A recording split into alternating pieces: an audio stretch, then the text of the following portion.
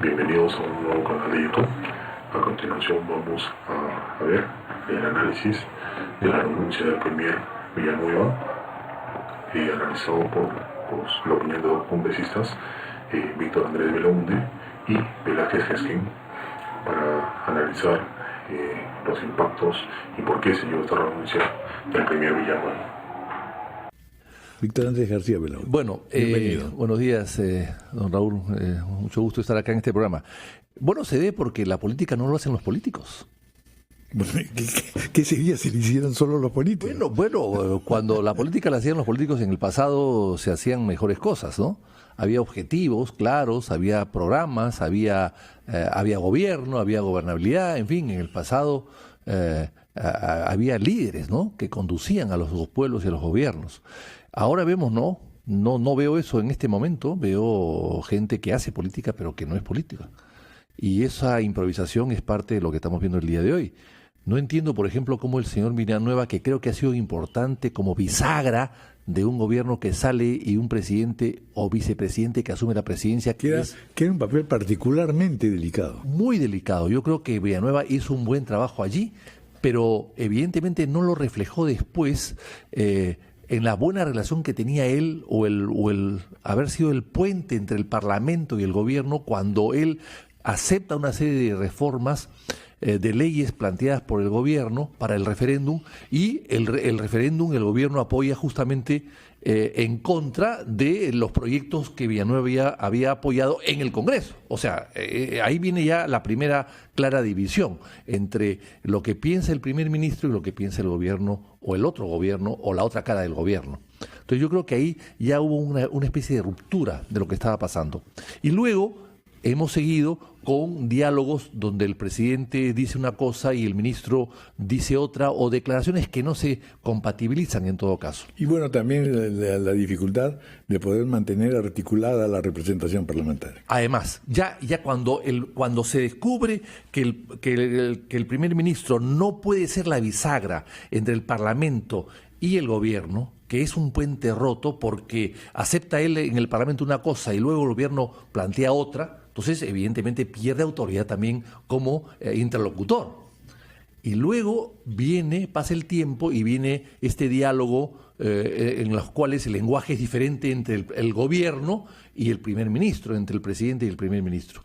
Y finalmente todo eso se refleja porque el primer ministro le han aceptado la renuncia. No sé mediante qué mecanismo, cuando realmente se acepta la renuncia a través de una resolución suprema, cuando se nombra al siguiente primer ministro. O sea, ha salido y no se sabe quién es su sucesor. O sea, ¿qué gobierno sensato cesa a su primer ministro sin tener un reemplazo y un gabinete ya casi listo?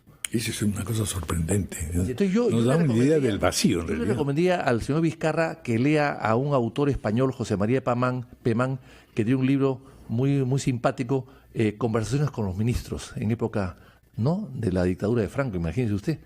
Sin embargo, ahí cuenta cómo se cambiaban los ministros, cómo el jefe de Estado le mandaba una carta muy cariñosa a su ministro diciendo que ya no era su ministro, a través de un motociclista del Palacio del Pardo, palacio que acaba de usar el señor Vizcarra para alojarse. Entonces, ahí cuenta un poco los entretelones de estas relaciones, pero tienen que ser relaciones de alguna manera formales.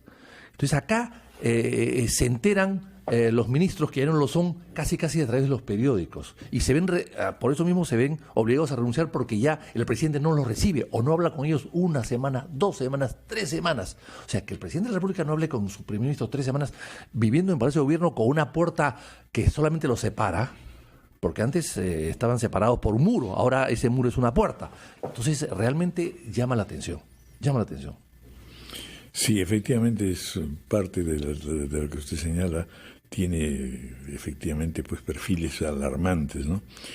Don Javier Velázquez, bienvenido también. Buenos días. ¿Cuál es su perspectiva? Bueno, sobre todo sabiendo que aquí el APRA juega un rol siempre preponderante, siempre se le toma en consideración cada vez que se analizan las cosas, para favor o en contra, en fin, y de hecho, sin duda en el lío de Odebrecht y compañía, las cosas se han vuelto más difíciles, no solo para el APRA, sino para en general todos los grupos políticos, ¿no? pero quizás de los más afectados es el APRA. Un tema que me iría a la primera reflexión. Creo que César Villanueva cumplió una labor en una situación muy compleja, muy compleja. La República por primera vez digería un proceso de casi vacancia. Fue una renuncia disfrazada, pero era una vacancia que era inminente dentro del marco de la reforma constitucional. Y ahí Villanueva no solamente tuvo que articular el gabinete para el gobierno que iniciaba el señor Vizcarra, sino la coordinación con bancadas parlamentarias que luego, el 28 de julio, el presidente la despidió vía la convocatoria a la consulta popular. Y César Villanueva ha venido armando un equipo que no ha podido consolidarse en este año de gestión, por ejemplo, básicamente en el Ministerio de Economía, que siempre ha sido el ministerio que más institucionalidad tiene y que más predictibilidad le daba al país.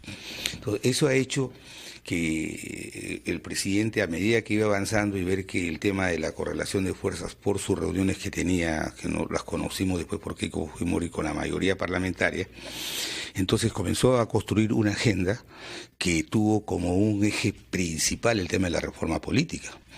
Entonces, y han comenzado los desencuentros, un ministro que no estaba de acuerdo con la reforma laboral, el ministro de Trabajo, menos de 60 días, los ministros de Economía que plantean elevar el impuesto a la renta a los que más ganan, desautorizado, y se genera una dosis de confusión que el país no la ha percibido con contundencia porque el presidente supo usar el tema de la reforma política y el tema de la reforma con la Administración de Justicia, la supo usar para legitimarse ante el país, ante no tener una mayoría en el Parlamento, por lo que yo ya le había contado.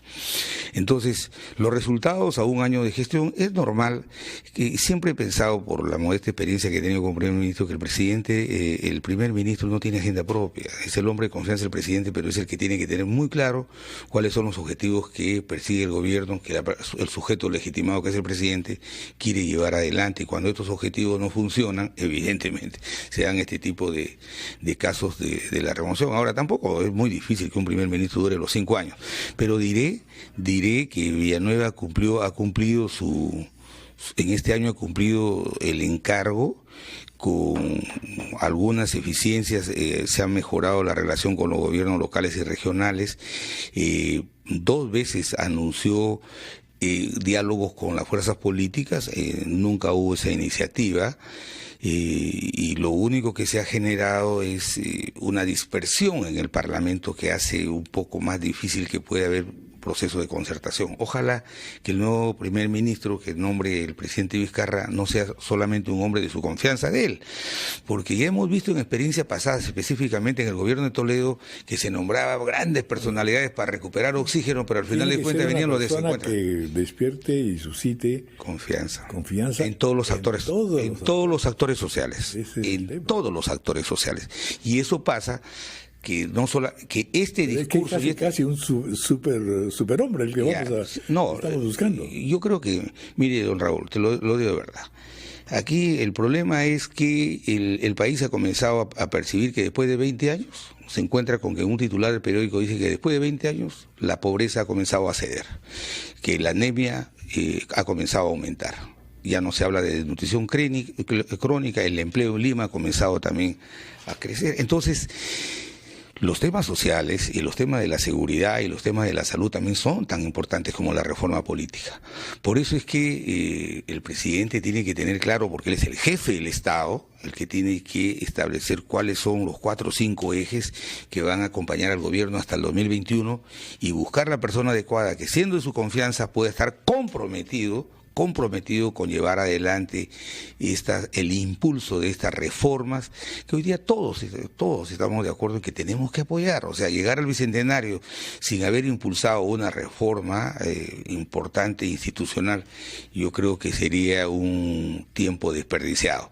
Por eso respetamos la decisión del presidente, porque el primer ministro es un hombre de confianza del presidente, el gran articulador de las políticas públicas, pero también el tema de coyuntura, de ver que el presidente, que el 80% están pidiendo cambio de ministros, que ya resulta, el gabinete en su conjunto resulta siendo una carga pesada para el gobierno. Evidentemente se tienen que hacer estos recambios que son necesarios, ¿no? Vamos a hacer una pausa y luego conversamos con Carlos Meléndez.